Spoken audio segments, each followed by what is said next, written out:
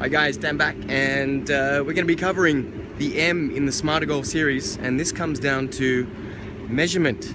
So we all know that the measurement process, what gets measured gets improved, and this is really just one of the most fundamentals of all goal setting and achievement.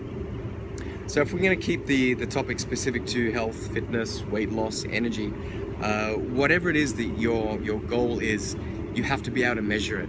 Now, there is obviously a lot of ways that are very simple. So it could be the scales, it could be your body fat measurement, it can be the way that your clothes fit, it can be your before and after photos.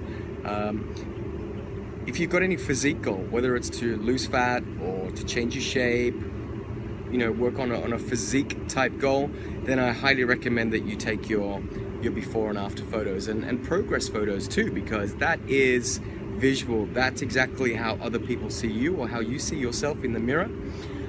So that's always a great way to keep your measurement. Now, obviously when we're looking at a lifestyle perspective of a healthy, active lifestyle, there's a lot of things that are less tangible. And the things that I'm always working with clients to help improve on are things like energy and sleep. So how can you gauge this? How can you track it? These days, obviously, you've got activity trackers. So if you're going to be looking at sleep as an example, you can certainly be tracking your improvement in sleep. It could be the amount or the influence of restlessness, how many times you wake up during the night, the average duration of your sleep. And so if sleep is an important area that you want to improve on, there are obviously the actions that you need to take, which are going to be linked to the next video for the A in the Smarter Goal system. And so you can still measure your sleep improvements. If it's energy, you can take a less tangible approach, and this might be as easy as looking at a scale of 1 to 10. And I find that these are super easy because you can use a scale of what we call your perceived scale. All right, so we use it for exercise intensity as well with the RPE scale. Your RPE scale is that rate of perceived exertion. So to keep things simple, it's on a scale of 1 to 10 of how hard you think you are working. So you can also be doing that, gauging your energy levels too. You can also be looking at your energy levels at different times of the day. So for example, a lot of people don't have a lot of energy in the morning. They feel groggy, it takes them a long time to wake up, they get to work, they need their coffee, right? They're not very energized or mentally alert first thing in the morning. Some people also look at the effect of their energy levels throughout the day, or specifically after lunch.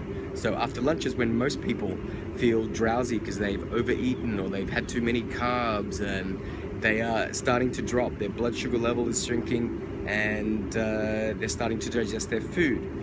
So you can certainly be keeping a track of your energy levels and make sure you're reevaluating those every month or every week or every couple of months, whatever it is that you decide is the time frame that you need to reevaluate. All right, so whatever your goal is, financial, money in the bank, revenue is obviously easy to track as well. Health, nutrition, it's all based on your goals and your outcomes, which we outlined in the first part. So make sure that your goal is specific or super specific, and make sure you can measure it effectively.